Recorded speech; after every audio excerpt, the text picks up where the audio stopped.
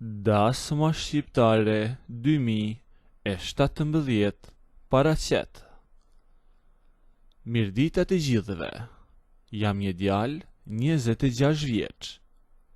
Nëna ime ka një motër me të cilën flet çdo ditë në telefon dhe ndajnë çdo gjë bashk.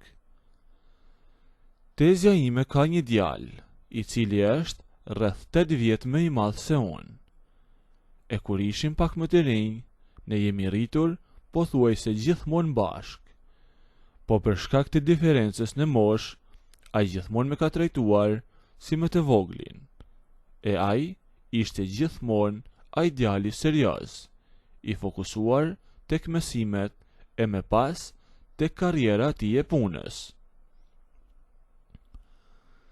Para pak vitesh, djali i tezës u martua.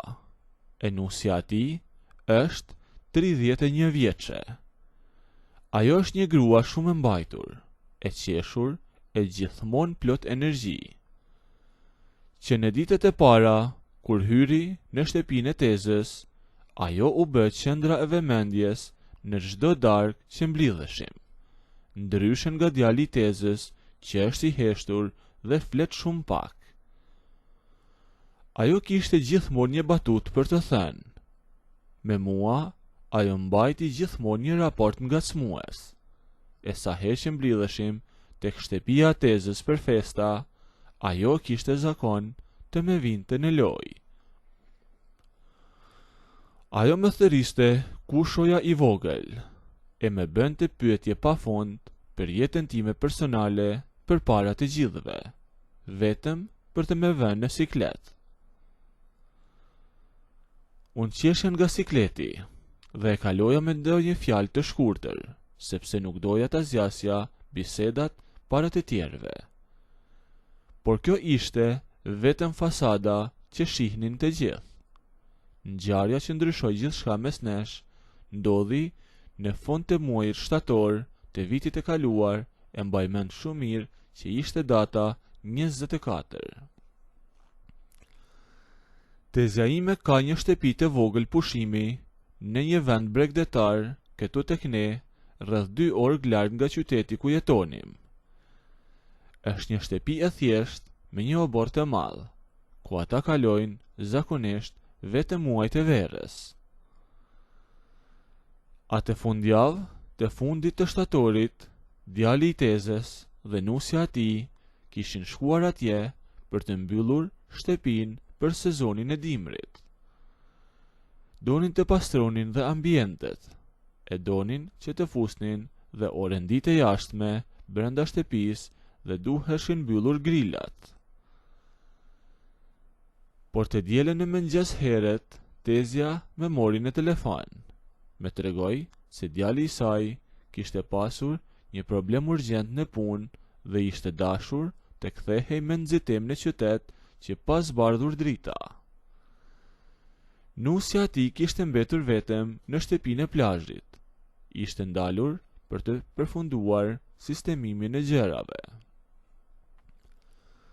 Të lutem, me tha tezja, merr makinën tënde dhe shko ndihmoje nusen.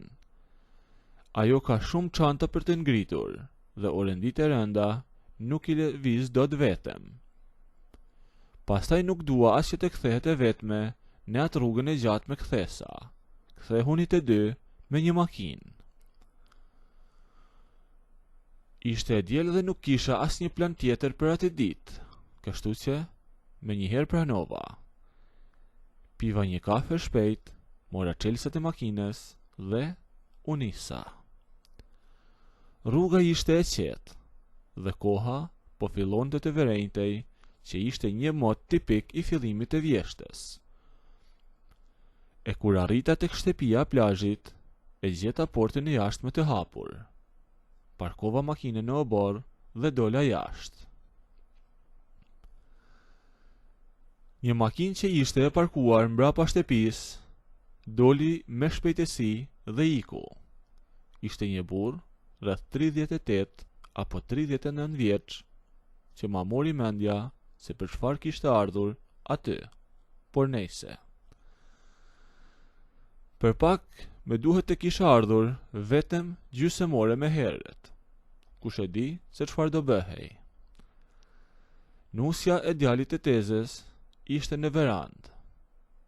Ajo po qëndronte sikur unë s'kisha parë asgjë, por edhe unë bëja të njëjtën gjë. Flisja sikur asgjë s'kisha parë dhe sikur nuk e kisha njohur atë burrin. Ajo kishte të veshur një palë xhinse të ngushta. E kishte dhe një kemish të gjerë përsipër. Po përpiqej të paloste një nga ato çadrat e mëdha të diellit që ishin prej kanavaçe të trasha. Bënte sikur asgjë s'kishte ndodhur. Por kur ndëgjoi zhurmën e makinës, u kthyen nga unë. Kjo tezja jote, me tha ajo, pas ka dërguar përforcime kur unë nuk ja kërkova. Që i duhen asaj këto punë, me tha ajo nga veranda. Nuk ishte e kënaqur që kisha arritur aty. Unë esa drejt saj dhe unë gjita në shkallët e vogla për druri. I thash, kam ardhur këtu vetëm për të bërë krahun e punës, i thash hapur. As kam parë, as kam dëgjuar gjë. I thash tezja është bërë merak se do lodhesh shumë e vetme. Dhe po e shoh që pas ke djersitur, i thash asaj. Ajo i kuptoi të gjitha dhe filloi të buzëqeshte lehtë. Burri im ikën sepse ka mbledhje urgjente dhe me la mua në mbikëqyrjen e këtij kushos e vogël. Fantastike fare, me tha ajo. Tani do merrem edhe me kushot e vegjël. Unë nuk i ktheva përgjigje. Shkova direkt të mbyllja çadrën e madhe që ajo po përpiqej të mbyllte. E kapa nga njëra anë, e mblodha pa shumë mundim dhe mbështeta pas murit të shtëpisë. Pastaj filluam të punonim së bashku për të sistemuar pjesën tjetër të oborrit. Morëm karriget e drurit e i futëm një nga një brenda në sallon. Mblodhem rrobat që kishin mbetur në tel, pastruam tavolinën e madhe dhe kontrolluam dritaret. Por ndëgjoni çfarë ishte interesante. Gjatë gjithë kohës që punonim, unë nuk hapja asnjë bisedë, ndërsa ajo nuk i ndalte bisedat për asnjë moment. Edhe në ato kohë, për të 100-ën herë, ajo përsëri më pyeste për punën time, se si e kaloja ditën e qytet, por si gjithmonë, biseda kthehej tek jeta ime private. E si ka mundësi që je kaq i tërhequr, më pyeti ajo, ndërsa unë po rregulloja një raf në korridor.